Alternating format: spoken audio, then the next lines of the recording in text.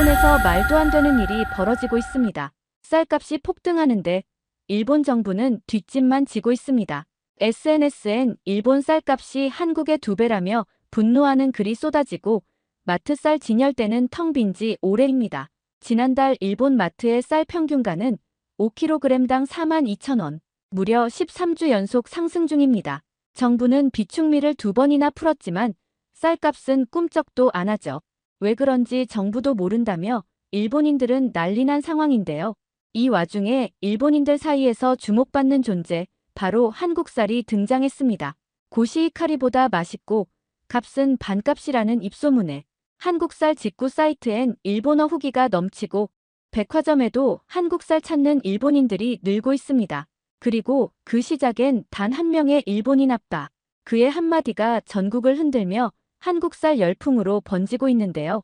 도대체 무슨 일이 있었던 걸까요? 지금 시작합니다. 시청하기 전에 좋아요와 구독은 영상 제작에 큰 힘이 됩니다. 저는 도쿄 스기나미구에 사는 아라카와입니다. 프리랜서 영상 콘텐츠 기획자로 일하며 바쁜 나날을 보내고 있지요. 가족은 은퇴한 고등학교 급식 조리사인 어머니 나미코, 제1동포 3세인 아내 사오리, 그리고 9살 딸 하루카와 함께 살고 있습니다. 요즘 일본은 물가가 많이 올랐어요. 특히 쌀값은 정말 많이 올라서 예전에 4,000엔 하던 것이 이제는 8,000엔까지 올랐습니다. 그래서인지 저희 집 식탁 분위기도 많이 달라졌어요. 어머니는 최근 식욕이 눈에 띄게 줄었고 하루카는 밥을 자주 남기기 시작했습니다. 밥이 맛있지 않다며 투정을 부리죠. 저희 집은 예전부터 밥을 중요하게 여겼어요. 일본 가정에서 밥은 단순한 주식이 아니라 가족의 건강과 화목함을 상징하니까요. 그런데 점점 그 맛과 의미가 희미해져가는 것 같았습니다. 지난주 필리핀 세부에서 영상 촬영 일을 마치고 돌아오는 길이었어요. 경유지가 한국 서울이었는데 3일 정도 머물 계획이었습니다. 인천공항에 도착했을 때 깜짝 놀랐어요. 최신식 시설과 깨끗한 환경이 인상적이었습니다. 서울 시내 호텔에 체크인하고 잠시 쉬려고 침대에 누웠죠. 습관처럼 휴대폰으로 SNS를 둘러보는데 한 게시글이 눈에 확 들어왔어요. 요즘 일본 쌀값이 너무 비싸서 다들 한국에서 사와요. DMZ 쌀이 진짜 맛있답니다. 일본인이 쓴 글이었어요. 댓글도 수백 개가 달려 있었습니다. 진짜예요. 한국 쌀은 가격이 절반인데 맛은 2배예요. DMZ 쌀은 특별해요. 분단의 아픔이 담긴 곳에서 자란 평화의 상징이죠. 저는 처음에 반신반의했어요. 쌀을 사러 외국까지 간다는 게 좀 이상하게 느껴졌거든요. 하지만 댓글들이 너무 구체적이었습니다. 가격, 품질, 구매 방법까지 상세하게 적혀 있었어요. 문득 우리 가족이 떠올랐습니다. 어머니가 예전에 자주 하시던 말씀이 생각났어요. 좋은 쌀로 지은 밥은 반찬이 필요 없단다. 그 자체로 가장 맛있는 음식이지. 하지만 요즘은 그런 말씀을 더 이상 하지 않으세요. 비싼 쌀을 아끼려고 조금씩 드시는 모습을 볼 때마다 마음이 아팠습니다. 하루카도 예전에는 밥을 정말 잘 먹었는데 요즘은 밥이 맛없어라며 투정을 부려요. 그 게시글을 보고 있자니 궁금증이 점점 커졌습니다. 정말 한국 쌀이 그렇게 맛있을까? DMZ라는 분단의 상징인 그곳에서 자란 쌀은 어떤 의미가 있을까? 한국에 3일이나 있는데 내일 한번 마트에 가볼까? 단순한 호기심이 점점 가슴속에서 커져갔어요. 이게 그냥 쌀을 사러 가는 게 아니라 뭔가 더 큰 의미가 있을 것 같다는 느낌이 들었습니다. 잠들기 전 저는 결심했어요. 내일은 꼭 한국 마트에 가서 그 유명한 DMZ 쌀을 찾아봐야겠다고요. 그 쌀로 우리 가족의 식탁에 웃음을 되찾을 수 있다면 조금 무거운 짐을 들고 돌아가는 것쯤은 전혀 문제가 되지 않을 테니까요. 밤새 잠을 설치며 생각했습니다. 그 밥맛, 정말 한국에서 찾을 수 있을까? 다음 날 아침, 호텔에서 간단히 식사를 하고 서울 시내 대형마트로 향했습니다. 택시에서 내려 마트 입구에 서자 규모에 한번 놀랐어요. 천장이 높고 널찍한 공간, 형형색색의 상품들이 눈길을 끌었습니다. 무엇보다 깨끗하게 정돈된 매장 분위기가 인상적이었어요. 일본 마트와는 조금 다른 활기찬 느낌이 있었습니다. 쌀 코너를 찾아 매장을 돌아다녔어요. 마트가 워낙 커서 찾는데 시간이 좀 걸렸습니다. 쌀 코너에 도착하자 다양한 종류의 쌀 포장이 눈에 들어왔어요. 그 중에서도 한쪽 벽면을 차지하고 있는 특별한 코너가 시선을 사로잡았습니다. DMZ 청정지역 생산, 통일촌 직판장이라는 글자가 선명한 포장들이었어요. 포장지에는 철조망과 한반도 지도가 그려져 있었습니다. 디자인부터 범상치 않았어요. 가격표를 보고 눈을 의심했습니다. 4kg에 3만원, 일본 돈으로 약 3,000엔이었어요. 일본에서는 같은 양의 쌀이 최소 8,000엔은 했을 텐데 절반도 안 되는 가격이었습니다. 품질은 어떨지 궁금해 포장지를 자세히 살펴봤어요. 비무장지대 인근 청정지역에서 재배한 프리미엄 쌀, 화학비료 최소화, 맑은 공기와 깨끗한 물로 재배. 설명을 읽다 보니 단순히 가격이 싸다는 것보다 더 중요한 의미가 느껴졌습니다. 이 쌀은 그냥 식재료가 아니었어요.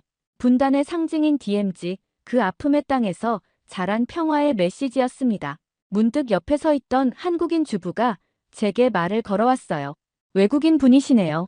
DMZ 쌀 사려고요? 부끄럽게도 제 모습이 너무 튀었나 봅니다. 저는 어색한 웃음과 함께 고개를 끄덕였어요.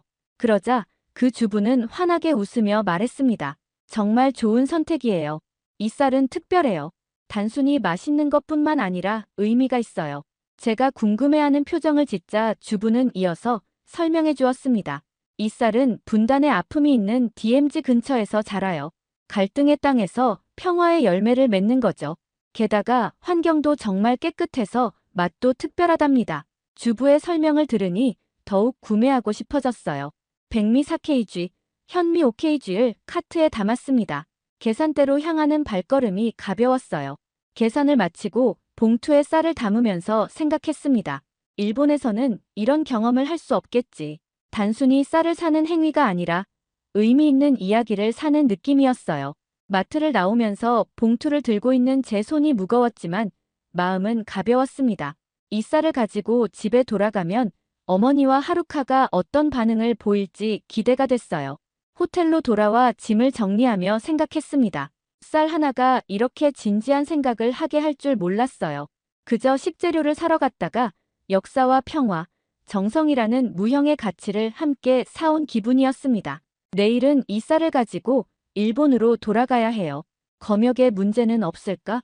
무사히 가져갈 수 있을까? 약간의 걱정이 들었지만 그보다는 기대감이 더 컸습니다. 우리 가족의 식탁에 이 특별한 쌀이 가져올 변화가 기대됐으니까요. 아침 일찍 호텔을 나와 인천국제공항으로 향했습니다. 택시 안에서 계속 생각이 들었어요. 총 9kg의 쌀을 가방에 넣으려니 걱정이 됐습니다. 여행자 가방으로는 꽤 무거운 무게였어요. 검역은 어떻게 통과해야 할까? 일본으로 쌀을 가져가는 게 금지된 건 아닐까? 온갖 걱정이 머릿속을 맴돌았습니다. 공항에 도착해 출국장으로 향하는 길, 검역소 표지판이 눈에 들어왔어요. 심장이 빠르게 뛰기 시작했습니다. 줄을 서면서 손에 땀이 났어요. 앞 사람들이 간단히 서류를 작성하고 지나가는 모습이 보였습니다. 혹시 쌀 때문에 비행기를 못 타면 어쩌지? 불안한 마음으로 차례를 기다렸어요. 드디어 제 차례가 됐습니다. 창구에 앉아있는 직원은 이지은이라는 이름표를 달고 있었어요. 밝은 미소로 저를 맞이했습니다. 어떤 품목을 신고하시겠어요? 조금 떨리는 목소리로 대답했습니다. 한국 쌀을 일본으로 가져가려고 합니다. 총 9kg예요. 이지은 씨는 놀란 기색 없이 환하게 웃으며 말했어요. 아, 한국 쌀이시군요. 금방 끝나요. 간단한 서류 한 장을 내밀며 설명해 주었습니다. 여기 품목명과 수량만 적어주시면 돼요. 검역은 5분이면 끝납니다. 너무 간단해서 오히려 당황스러웠어요. 일본이었다면 훨씬 복잡한 절차가 필요했을 텐데 한국은 놀라울 정도로 효율적이었습니다. 서류를 작성하는 동안에도 이지은 씨는 계속 친절하게 안내해 주었어요. DMZ 쌀 고르셨네요. 좋은 선택이세요. 일본 분들이 요즘 많이 사가세요. 제가 놀란 표정을 짓자 웃으며 덧붙였습니다. 우리 한국 쌀 맛있거든요. 특히 DMZ 쌀은 공기가 깨끗한 곳에서 자라서 더 특별해요. 5분도 채 걸리지 않아 검역 필증을 받았습니다. 검역 필증 여기 있습니다. 다음에 또 오세요. 이지은 씨의 마지막 인사가 가슴에 와닿았어요. 단순한 행정 절차가 아니라 따뜻한 마음이 느껴졌습니다. 검역소를 나오면서 생각했어요. 한국은 행정도 따뜻했습니다. 이건 시스템이 아니라 사람의 마음이었어요. 출국장으로 향하며 가방이 무겁게 느껴졌지만 오히려 기분은 가벼웠습니다. 비행기 타는 시간까지 여유가 있어서 면세점을 둘러봤어요. 그곳에서도 한국 제품의 품질과 디자인이 눈에 띄었습니다. 특히 한국 화장품 코너는 일본인들로 가득했어요. 비행기에 오르자 창밖으로 보이는 인천공항의 모습이 인상적이었습니다.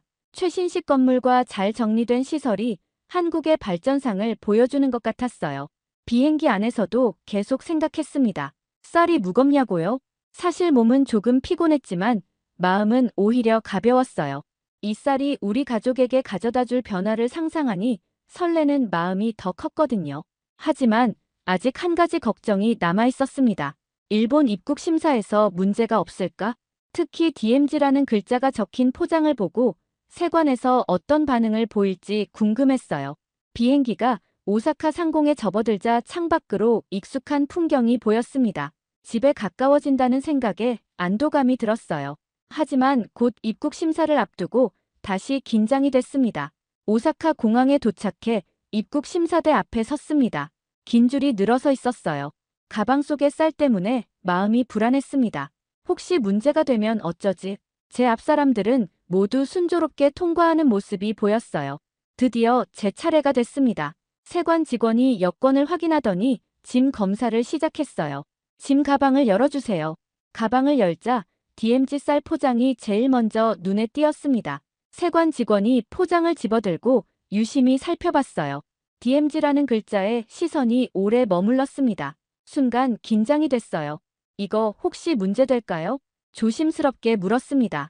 그러자 세관 직원이 예상 밖의 반응을 보였어요. 웃으며 말했습니다. 요즘 유행이에요. 저희 어머니도 얼마 전에 사오셨던데요. 순간 긴장이 풀리면서 어깨에 힘이 빠졌어요. 세관 직원은 이어서 물었습니다. 검역 필증은 받으셨죠? 한국에서 받은 검역 필증을 보여드리자 직원은 간단히 확인하고 통과시켜 주었어요. 좋은 여행 되셨나요? 친근한 물음에 저도 웃으며 대답했습니다. 네, 매우 좋았어요. 특히 한국 쌀을 발견한 게 이번 여행의 가장 큰 수확이었습니다. 세관 직원도 공감하는 듯 고개를 끄덕였어요. 맞아요. 요즘 SNS에서도 한국 쌀 이야기가 많이 올라와요. 특히 DMZ 쌀은 의미도 있고 맛도 좋다고 하더라고요. 입국장을 빠져나오면서 생각했습니다. 세상이 참 많이 변했구나 싶었어요. 불과 몇 년 전만 해도 DMZ나 한국이라는 단어는 일본에서 조금 예민한 주제였습니다. 그런데 이제는 세관 직원과 한국 쌀에 대해 편하게 이야기를 나눌 수 있게 됐어요.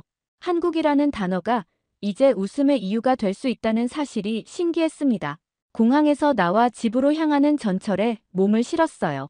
창밖으로 지나가는 오사카의 풍경을 보며 감회가 새로웠습니다. 이번 여행은 단순한 경유가 아니었어요. 예상치 못한 발견과 경험의 연속이었습니다. 특히 한국의 행정 시스템과 사람들의 친절함이 인상적이었어요. 도쿄행 신칸센에 올라 집으로 향했습니다. 가방 속의 쌀이 이제는 무겁게 느껴지지 않았어요. 오히려 우리 가족에게 가져다 줄 특별한 선물 같았습니다. 한국에서의 3일이 제 생각을 많이 바꿔놓았어요. 사실 한국은 그저 경유지로 생각했는데 이제는 꼭 다시 방문하고 싶은 나라가 됐습니다. 특히 한국 사람들의 따뜻함과 정성이 담긴 시스템이 인상적이었어요. 신칸센 안에서 잠시 눈을 감고 상상했습니다. 오늘 저녁 가족들에게 이 특별한 쌀로 지은 밥을 대접하는 모습을. 어머니 나미코는 어떤 반응을 보일까? 딸 하루카는 이 밥맛을 어떻게 표현할까? 이런 생각을 하니 빨리 집에 도착하고 싶었어요. 도쿄역에 도착해 집으로 향하는 길, 가슴이 설렜습니다. 한국에서 가져온 쌀이 우리 가족의 식탁에 어떤 변화를 가져올지 기대됐거든요. 집에 도착하자 아내 사오리와 딸 하루카가 현관에서 반갑게 맞아주었습니다. 아빠, 오랜만이에요. 하루카가 달려와 안겼어요. 부엌에서는 어머니 나미코가 나오셨습니다. 아라카와 잘 다녀왔니? 오랜만에 보는 가족들의 얼굴이 반가웠어요. 짐을 풀기 시작했습니다. 다들 선물 기대하고 있지? 웃으며 가방을 열었어요. 필리핀에서 사온 작은 기념품들을 하나씩 꺼냈습니다. 그리고 마지막으로 DMZ 쌀 포장을 꺼냈어요. 가족들의 눈이 동그래졌습니다. 이게 뭐야? 아내 사오리가 놀란 목소리로 물었어요. 한국에서 산 특별한 쌀이에요. DMZ 근처에서 재배한 쌀이라고 해요. 어머니 나미코는 포장을 유심히 살펴보셨습니다. 쌀을 사오다니 참 별난 선물이구나. 하지만 목소리에는 호기심이 묻어났어요. SNS에서 이 쌀 이야기를 봤어요. 맛이 특별하다고 해서 한번 사와 봤습니다. 어머니는 포장을 열어 쌀알을 손바닥에 담아보셨어요. 햇빛에 반짝이는 쌀알을 보며 어머니의 표정이 달라졌습니다. 윤기가 정말 좋구나. 오래된 일본 쌀 같아. 그 말이 제 마음에 와닿았어요. 오늘 저녁에 이 쌀로 밥을 지어볼까요? 모두가 고개를 끄덕였습니다. 어머니 나미코가 직접 쌀을 씻고 밥솥에 넣었어요. 물을 붓는 손길이 예전보다 조심스러워 보였습니다. 물량이 중요해. 좋은 쌀은 물을 조금만 더 넣어야 제 맛이 나거든. 어머니의 오랜 경험이 담긴 조언이었어요. 밥솥에서 김이 모락모락 올라오자 집안의 구수한 향기가 퍼졌습니다. 평소와는 다른 달콤하고 깊은 향이었어요. 하루카가 코를 킁킁거리며 말했습니다. 이상한 냄새가 나요. 근데 좋은 냄새. 저녁 식사 시간, 가족 모두 둥근 식탁에 둘러앉았어요. 밥솥 뚜껑을 열자 윤기 흐르는 밥알이 드러났습니다. 어머니가 정성스레 밥을 퍼각자의 공기에 담아주셨어요. 잠시 침묵이 흘렀습니다. 모두 첫 맛을 음미하고 있었어요. 어머니 나미코가 밥을 한 입 넣고 잠시 말이 없으셨습니다. 그러더니 조용히 눈가를 닦으셨어요. 이거 예전 그 밥맛이야. 네가 초등학교 다닐 때 도시락 싸주던 그 맛이구나. 어머니의 목소리가 살짝 떨렸습니다. 저도 깊은 감동이 밀려왔어요. 어머니가 제 어린 시절에 싸주시던 도시락의 맛이 생각났습니다. 그때 그 밥맛이 정말 그리웠거든요. 하루카도 기분 좋은 표정으로 말했어요.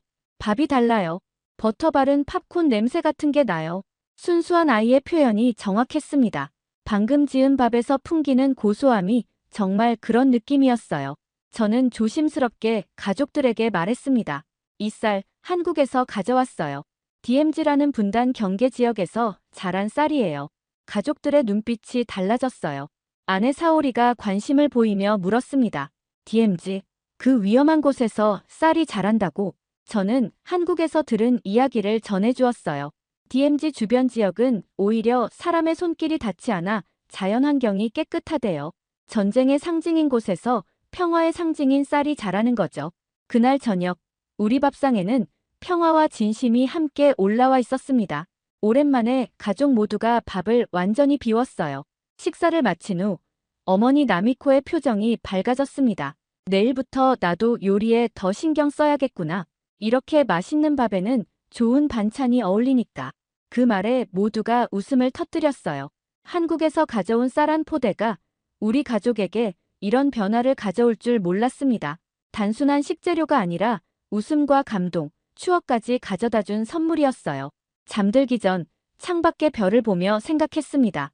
한국에서의 우연한 발견이 우리 가족에게 이런 선물을 주다니 정말 감사한 마음이 들었어요. 그 후로 우리 가족의 식사 시간이 달라졌습니다. 어머니 나미코는 식욕을 되찾았고 하루카도 밥을 남기지 않았어요. 식탁에는 웃음소리가 넘쳤고 대화도 더 많아졌습니다. 마치 예전의 활기찬 식사 시간이 돌아온 것 같았어요. 한국 쌀로 지은 밥은 정말 특별했습니다. 고슬고슬하면서도 찰진 식감, 씹을수록 고소한 맛이 일품이었어요. 일본 쌀과는 분명 달랐습니다. 며칠 후 제 휴대폰으로 한 메시지가 왔어요. 메시지를 보낸 사람은 오사카에 사는 일본인 주부 스즈키 메구미였습니다.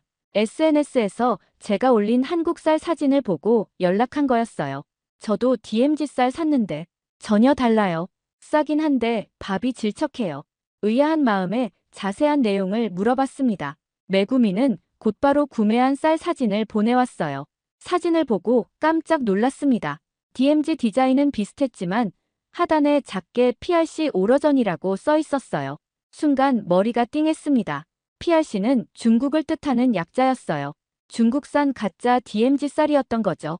곧바로 인터넷으로 검색해봤습니다. 알고 보니 류청하오라는 중국 유통업자가 한국 DMZ 쌀의 인기에 편승해 가짜 상품을 만들어 일본에 유통하고 있었어요. SNS 광고로 한국산처럼 보이지만 더 싸다는 식으로 홍보하고 있었습니다. 한 경제 잡지와의 인터뷰 기사도 찾을 수 있었어요. 류청하오의 말이 담겨 있었습니다. 소비자는 국적보다 가격을 봅니다. 진심은 돈이 안 되잖아요. 이 말을 읽는 순간 화가 치밀었어요. 진심을 돈벌이 수단으로 악용하는 모습이 너무 불쾌했습니다. 매구미에게 사실을 알려주었어요. 그건 진짜 한국 쌀이 아니에요. 중국산 가짜 상품이에요.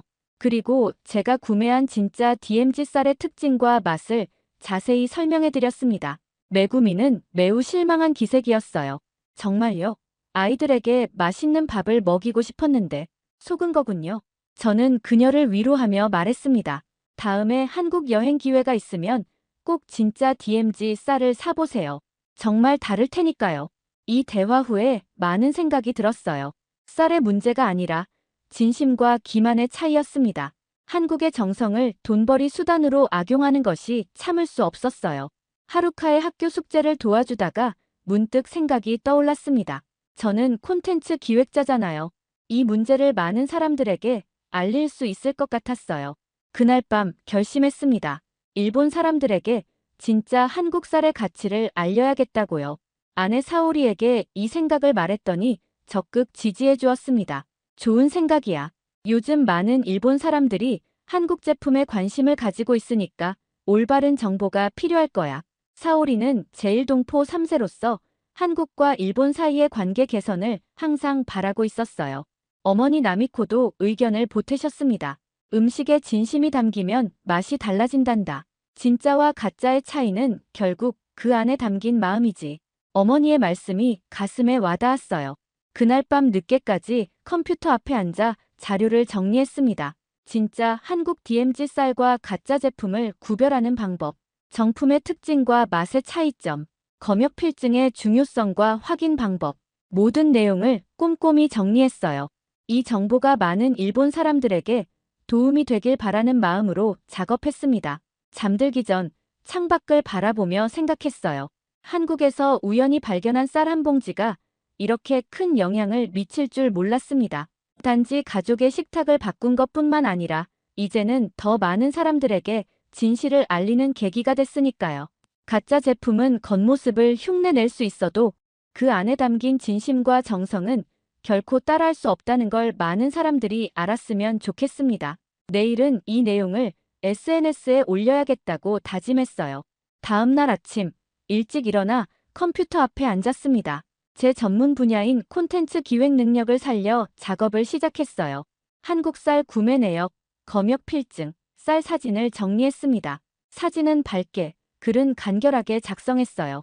진짜 한국 쌀 구별법이라는 제목으로 SNS에 올릴 준비를 했습니다. 포스팅의 핵심 문장을 고민하다가 이렇게 적었어요. 중국은 포장을 흉내낼 수 있어도 감동은 흉내낼 수 없습니다. 이것이 제가 전하고 싶은 핵심이었습니다. 올리기 전에 아내 사오리에게 보여줬어요. 사오리는 한국어를 할 줄 알아서 몇 가지 표현을 수정해 주었습니다. 이런 표현이 더 정확할 것 같아. 그리고 한국 쌀의 의미도 좀 더 강조하면 좋을 것 같아. 사오리의 조언을 반영해 최종 포스팅을 완성했어요. 마지막으로 한 번 더 읽어보고 게시 버튼을 눌렀습니다. 처음에는 별 기대 없이 올렸어요. 하지만 놀랍게도 게시물은 예상보다 빠르게 퍼져나갔습니다. 특히 일본 주부 커뮤니티에서 큰 관심을 받았어요. 수십 개의 댓글이 달렸습니다. 저도 속았어요. 중국산이었네요. 진짜 한국 쌀은 어떻게 구별하나요? 검역 필증이 중요하군요. 알려주셔서 감사합니다. 많은 분들이 정보를 공유하고 경험을 나누기 시작했어요. 그러다 누군가 DMZ 쌀 인증 챌린지라는 해시태그를 만들었습니다. 진짜 한국 쌀을 구매한 사람들이 인증 사진을 올리기 시작했어요. 놀랍게도 이 챌린지는 빠르게 확산되었습니다. 한국에 사는 일본인들이 직접 쌀을 사서 일본 친구들에게 택배로 보내주는 릴레이까지 시작됐어요. 매구미도 연락이 왔습니다. 덕분에 진짜 한국 쌀을 구할 수 있었어요. 한국에 사는 친구가 보내줬어요. 정말 맛이 달라요. 일주일도 채 되지 않아 제 게시물은 10,000명이 넘는 사람들에게 공유되었습니다. 여러 일본 매체에서도 관심을 보였어요. 한 음식 전문 잡지에서는 인터뷰 요청까지 왔습니다. 한국 쌀의 진정성을 알리는 데 기여하셨는데 이에 대한 이야기를 더 들려주실 수 있을까요? 인터뷰에서 저는 한국에서의 경험과 DMZ 쌀의 의미, 그리고 가족의 변화에 대해 솔직하게 이야기했어요. 단순히 맛있는 쌀을 소개하려던 것이 아니었습니다. 그 쌀에 담긴 이야기와 진심을 전하고 싶었어요. 이 활동이 많은 사람들의 공감을 얻었습니다. 국경을 넘어 소비자들이 연결되는 모습이 감동적이었어요. 쌀 한 봉지가 이렇게 많은 사람들의 마음을 움직일 줄 몰랐습니다. 한국에서도 이 소식이 알려졌나 봐요. 한국 농림부에서 감사 메일이 왔습니다.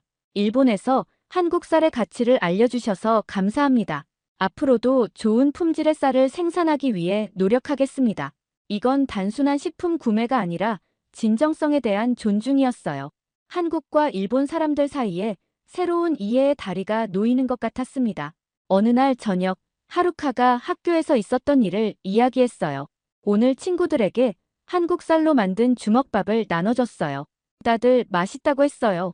아이의 순수한 마음이 전파하는 힘이 놀라웠습니다. 어머니 나미코도 이웃들과 한국 쌀을 나눠 먹었다고 하셨어요. 우리 동네 할머니들도 다들 맛있다고 하시더구나. 옛날 맛이 난다고. 이런 작은 변화들이 모여 큰 파도를 만들어가고 있었습니다. 류청하오의 가짜 쌀 판매는 크게 줄었다는 소식도 들려왔어요. 소비자들이 현명한 선택을 하기 시작한 덕분이었습니다. 저는 그저 진실을 알리고 싶었을 뿐인데 이렇게 많은 변화가 일어날 줄 몰랐어요. 한 달이 지난 시점에서 돌아보니 작은 호기심으로 시작된 여정이 이렇게 큰 영향을 미치다니 정말 놀라웠습니다. 그날 밤 창밖의 별을 보며 생각했어요. 진정성은 언제나 통한다는 사실을 다시 한번 깨달았습니다. 한국의 쌀은 단지 맛있는 식재료가 아니라 정성과 진심의 상징이었어요. 이제 도쿄, 나고야, 후쿠오카 등 일본 전역의 수많은 가정에 DMZ 쌀이 도착했습니다. 작은 움직임이 큰 파도가 됐어요. SNS에는 매일 새로운 후기가 올라왔습니다. 아이들이 밥을 더 달라고 해요. 아버지가 오랜만에 2공기를 드셨어요. 이 쌀로 만든 주먹밥을 도시락에 넣어주니 딸아이가 학교에서 인기 만점이에요. 이런 작은 이야기들이 모여 하나의 큰 흐름을 만들어가고 있었어요. 오사카에 사는 70대 할머니의 말이 특히 기억에 남았습니다. 우리는 한국에서 쌀을 산 게 아니라 그 나라의 진심을 맛본 거였어요. 이 말이 정확히 제 마음을 대변했습니다. 우리 가족의 식탁도 더욱 풍요로워졌어요. 어머니 나미코는 예전처럼 다양한 반찬을 준비하셨고 하루카는 학교 도시락을 자랑스럽게 들고 다녔습니다. 아내 사오리는 한국 요리책을 사서 공부하기 시작했어요.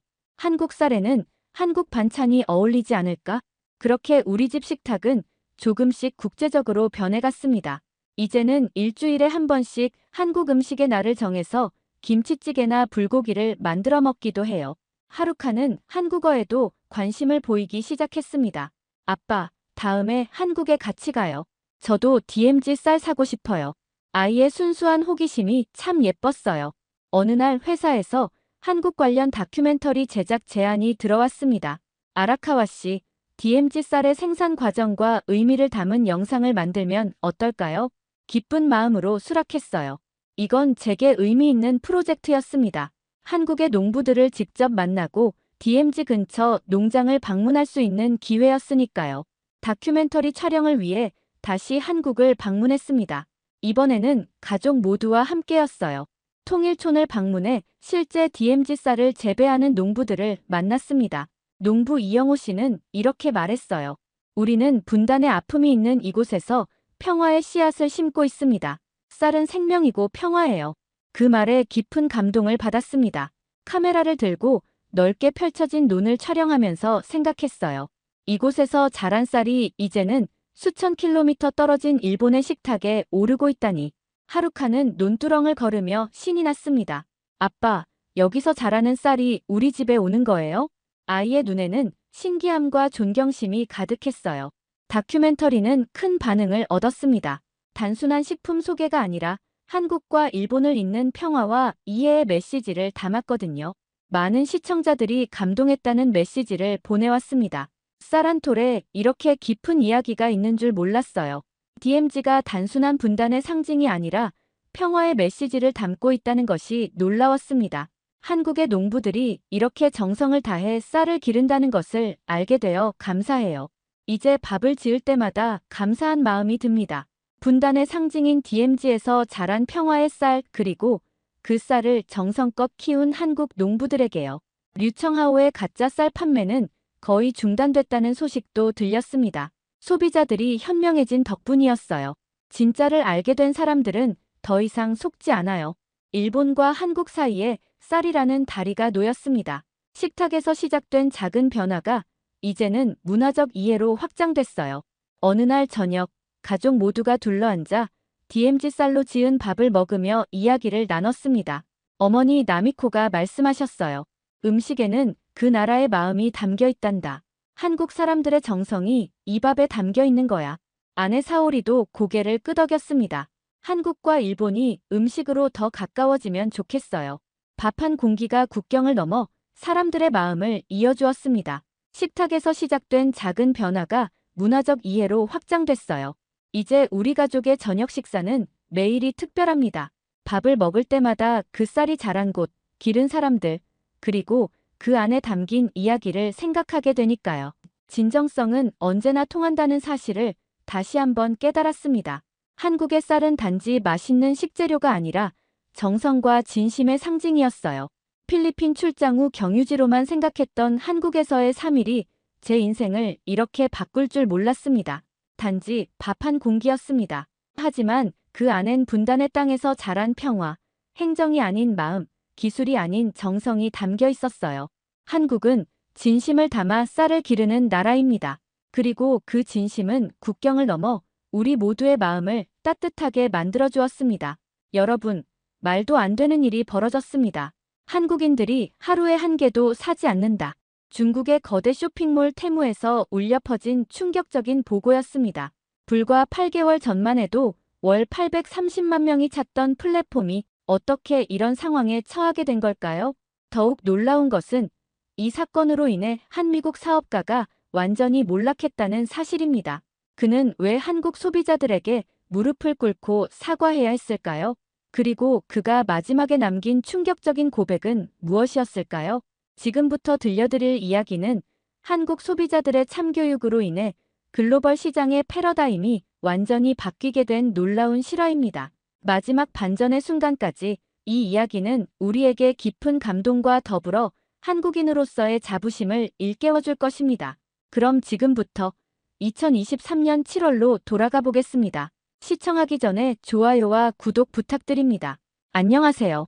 저는 실리콘밸리에서 10년간 전자기기 수입 유통업을 하던 에릭 존슨입니다. 2023년 7월, 제 인생을 완전히 바꿔놓을 거대한 기회를 발견했죠. 바로 테무였습니다. 이건 정말 대박이야. 테무가 미국에서 이렇게 성공했다면 아시아에서는 더 큰 성공을 거둘 수 있을 거야. 스마트폰을 들여다보며 테무의 성공 소식을 확인하던 그 순간이 아직도 생생합니다. 특히 한국 시장이 눈에 들어왔죠. 인구는 5천만 명 정도지만 온라인 쇼핑 규모가 무려 2천조 원에 달한다는 사실을 알게 됐으니까요. 여기다. 바로 한국이야. 스마트폰 보급률도 세계 최고고 온라인 쇼핑도 활발하고 게다가 젊은 층은 가성비를 중요시한다고 하잖아. 저는 곧바로 중국 광둥성으로 향했습니다. 그곳에서 제 운명을 바꿔놓을 또 다른 인물을 만났죠. 린 웨이였습니다. 광둥성의 후텐구 공단, 수많은 공장들 사이로 불쾌한 화학약품 냄새가 코를 찔렀습니다. 어두컴컴한 공장 안으로 들어서자 형광등 불빛 아래에서 수백 명의 직원들이 기계처럼 움직이고 있었죠.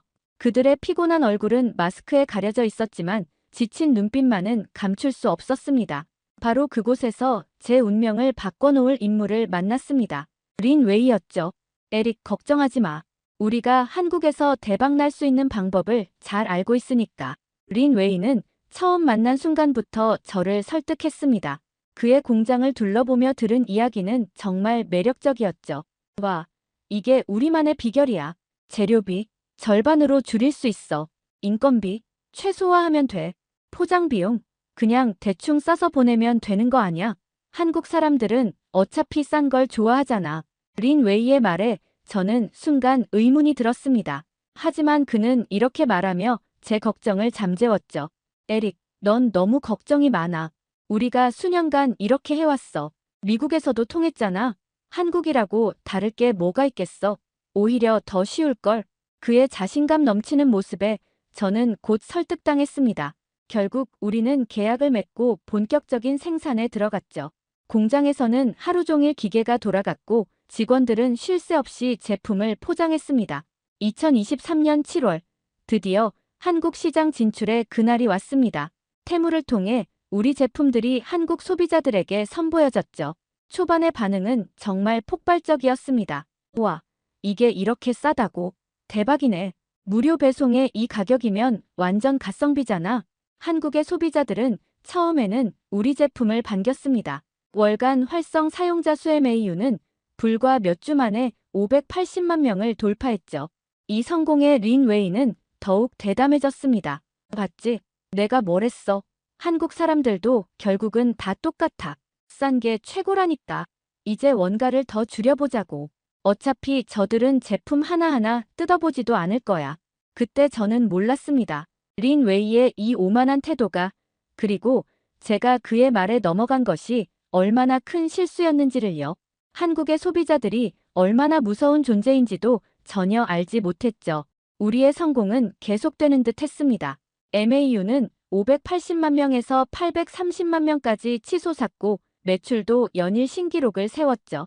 린웨이는 매일 밤 위챗으로 제게 자랑스러운 실적 보고를 보내왔습니다. 에릭, 오늘도 대박이야. 한국 애들이 정말 잘 사네. 이래서 내가 한국 시장이 쉽다고 했잖아.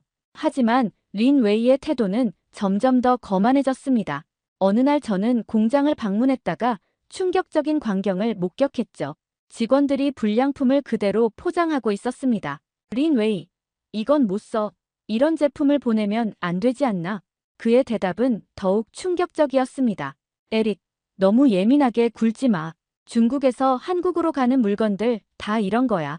어차피 저들은 싼 걸 원하잖아. 품질, 그런 건 중요하지 않아. 린웨이는 심지어 유해물질이 검출된 원자재도 계속 사용하자고 제안했습니다. 비용을 아끼기 위해서였죠. 이런 거 신경 쓰면 어떻게 돈을 벌어? 한국 소비자들이 뭘 안다고. 그냥 싸게 팔면 다들 좋아할 거야.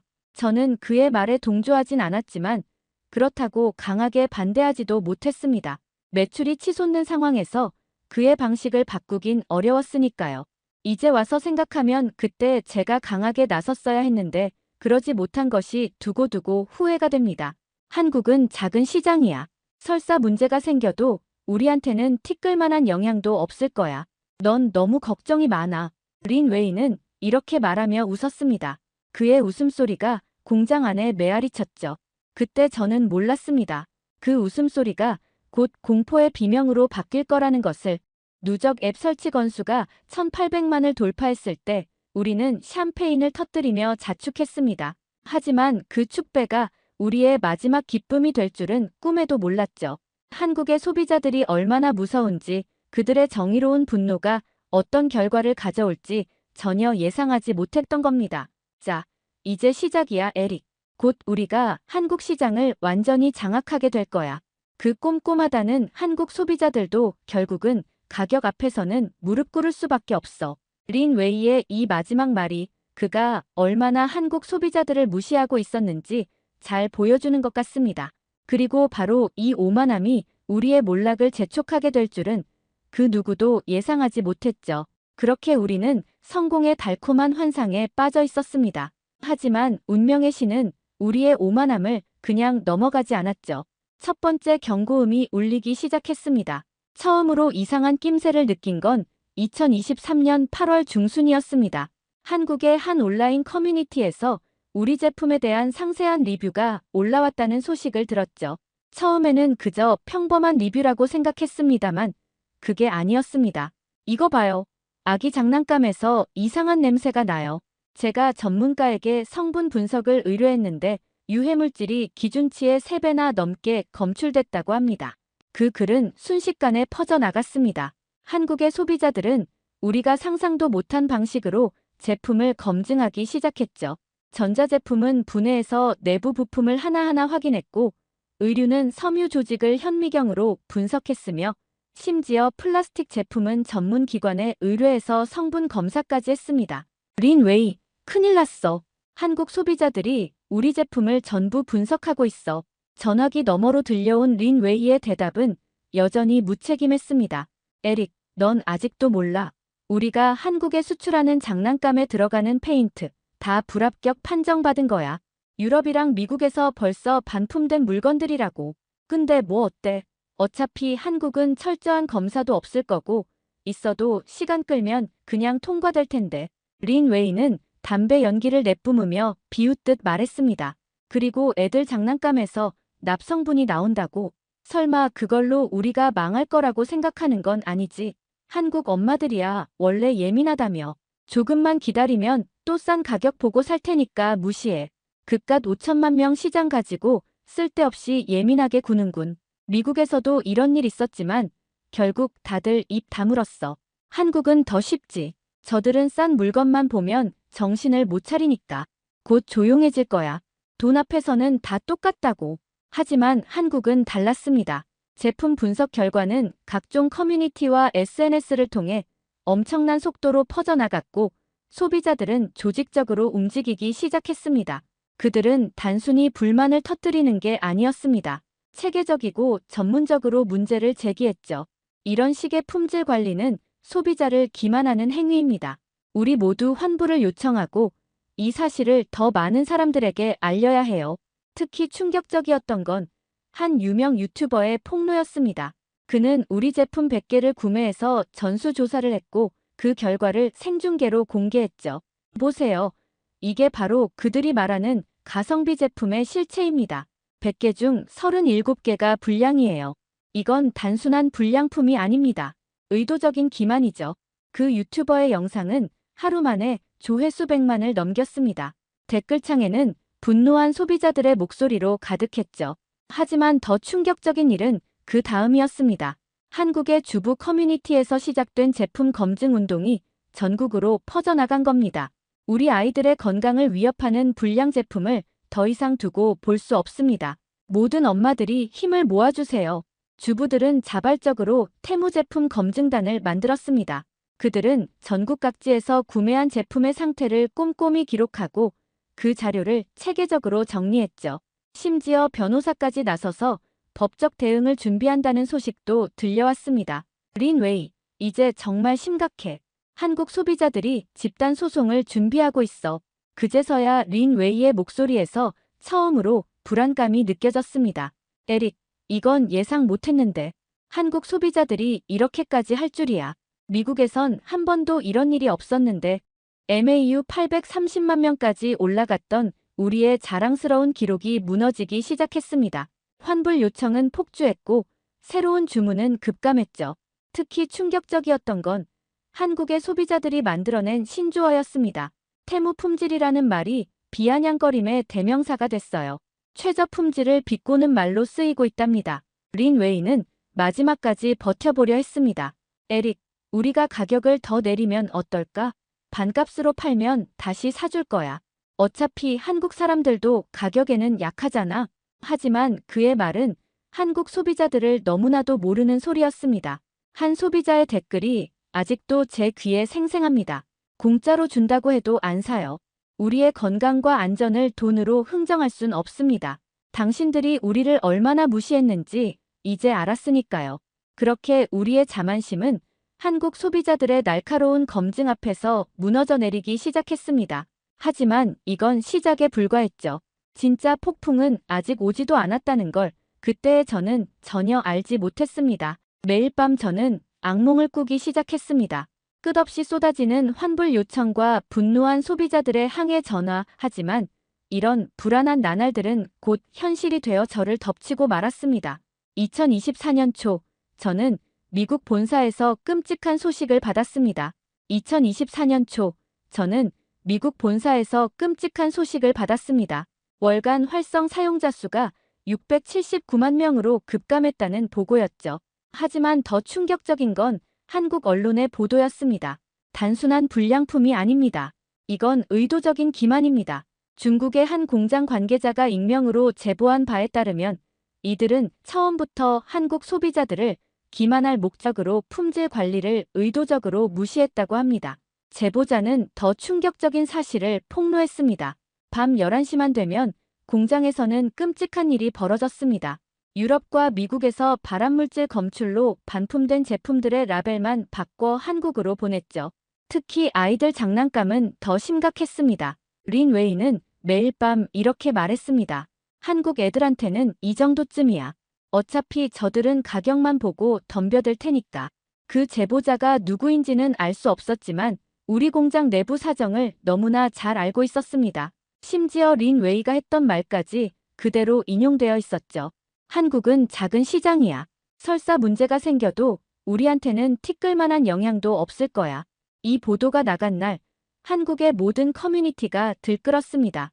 주부 커뮤니티, 직장인 커뮤니티, 학부모 카페, 모든 곳에서 분노의 목소리가 터져나왔죠. 우리를 무시하다니 도저히 참을 수 없습니다. 이제 우리가 보여줘야 합니다. 한국 소비자들의 진정한 힘을요. 특히 충격적이었던 건 쿠팡의 대응이었습니다. 3조 원 규모의 로켓 배송 투자를 발표하면서 그들은 이렇게 말했죠. 우리는 한국 소비자들을 존중합니다. 가격만이 전부가 아님을 잘 알고 있습니다. 품질, 안전, 신뢰, 이 모든 것이 중요합니다. 린 웨이는 여전히 현실을 부정하려 했습니다. 에릭, 이건 일시적인 거야. 곧 잠잠해질 거라고.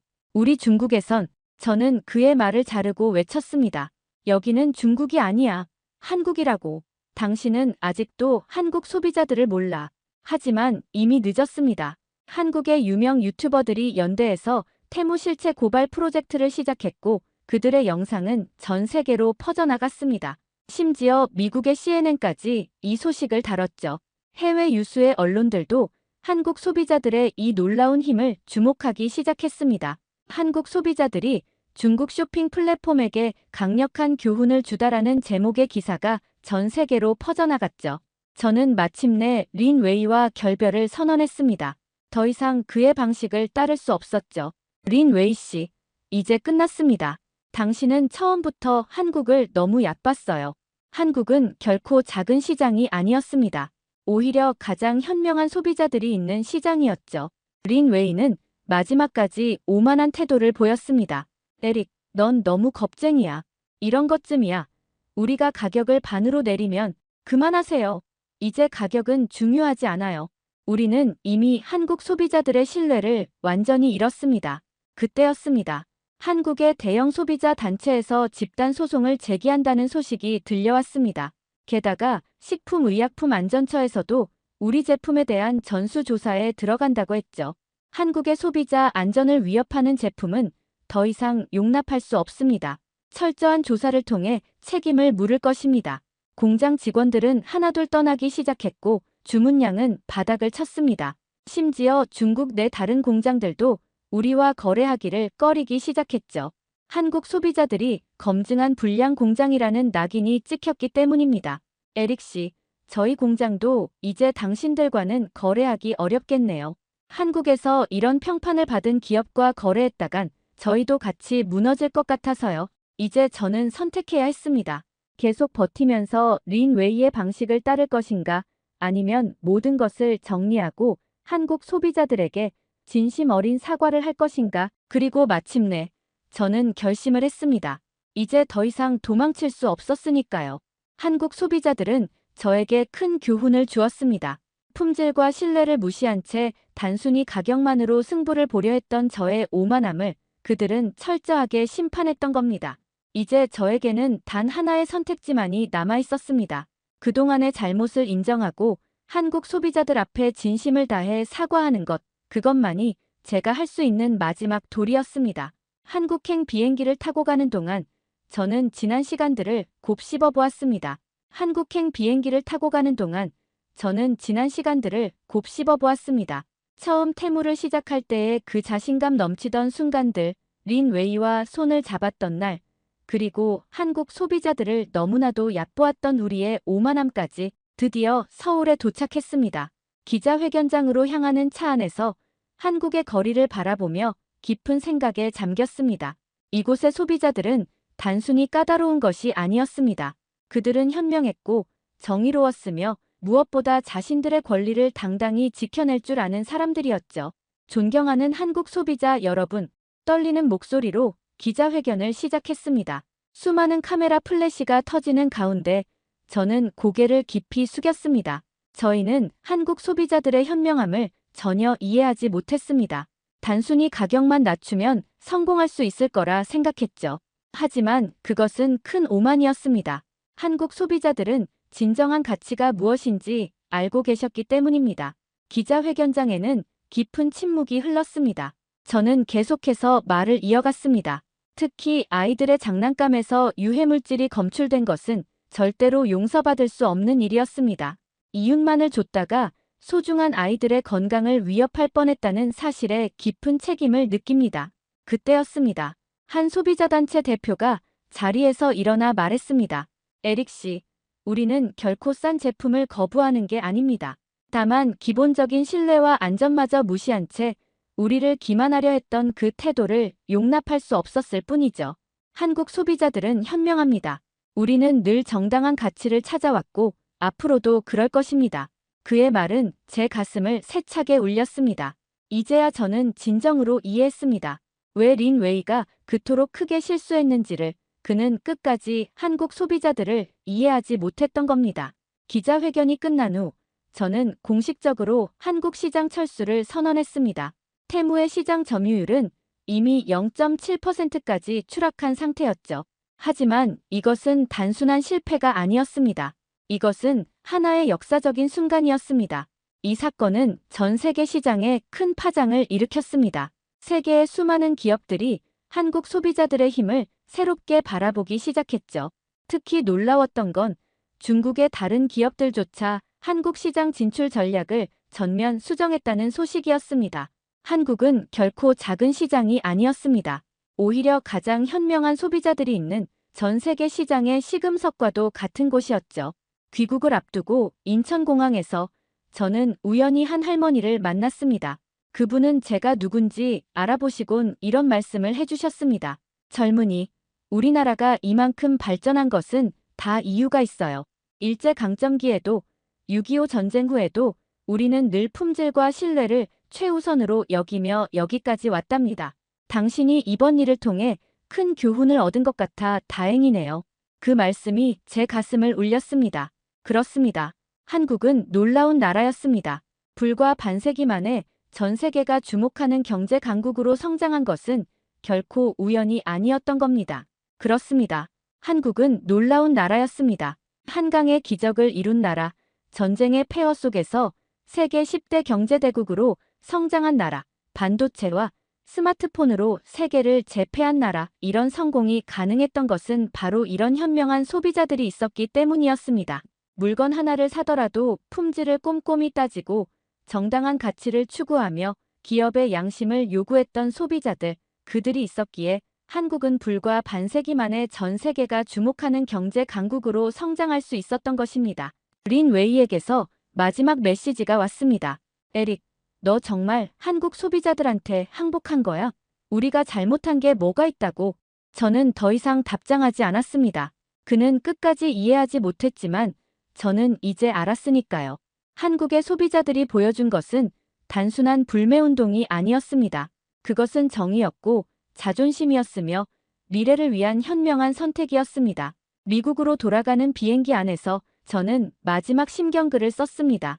한국 소비자 여러분, 당신들은 위대합니다. 당신들은 단순한 소비자가 아닙니다. 당신들은 정의로운 심판관이었고 현명한 스승이었으며 미래를 만들어가는 선구자였습니다. 저는 평생 이 교훈을 잊지 않을 것입니다. 감사합니다. 그리고 지금 이 이야기는 전 세계의 비즈니스 스쿨에서 중요한 사례로 다뤄지고 있습니다. 한국의 소비자들이 어떻게 글로벌 시장의 패러다임을 바꾸었는가라는 제목으로 말이죠. 한국의 소비자들은 이제 전 세계가 주목하는 새로운 기준이 되었습니다. 그들이 보여준 정의로움과 현명함은 앞으로도 오랫동안 전 세계 시장의 이정표가 될 것입니다. 한국 소비자들을 무시했다간 당신의 기업도 우리처럼 될 것입니다. 그들은 결코 기만당하지 않습니다. 그들은 세계에서 가장 현명한 소비자들이니까요. 여러분, 오늘 사연 어떠셨나요? 테무 사태는 우리에게 많은 것을 일깨워 주었습니다. 단순히 한 기업의 실패가 아닌 한국 소비자들의 현명함과 정의로움이 전 세계 시장에 새로운 기준을 만든 역사적인 순간이었죠. 에릭이 마지막으로 남긴 말처럼 우리는 단순한 소비자가 아니었습니다. 정의로운 심판관이었고 현명한 스승이었으며 미래를 만들어가는 선구자였습니다. 지금도 전 세계 비즈니스 스쿨에서는 이 사례를 통해 한국 시장의 특별함을 배우고 있습니다. 가장 까다로운 소비자들이라는 말은 이제 더 이상 부정적인 의미가 아닙니다. 오히려 가장 현명한 소비자들이라는 찬사로 바뀌었죠. 우리는 알고 있습니다. 한강의 기적은 결코 우연이 아니었다는 것을, 그리고 앞으로도 대한민국은 우리 소비자들의 이런 현명함과 정의로움으로 더 나은 미래를 만들어갈 것이라는 것을, 한국인들 하루에 한 개도 안 산다. 이제 이 말은 더 이상 위기의 신호가 아닙니다. 이것은 세계 최고의 소비자들이 가진 정의로운 힘의 증거입니다. 우리는 자부심을 가져도 좋습니다. 우리는 대한민국의 소비자니까요. 여러분도 비슷한 경험이 있으신가요?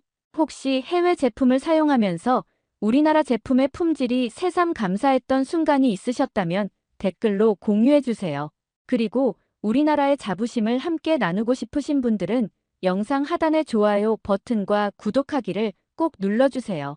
여러분의 한 번의 클릭이 더 많은 분들에게 대한민국의 자랑스러운 이야기를 전할 수 있게 해줍니다. 앞으로도 이번 영상처럼 우리나라가 자랑스러웠던 순간들을 더 많이 공유하도록 하겠습니다.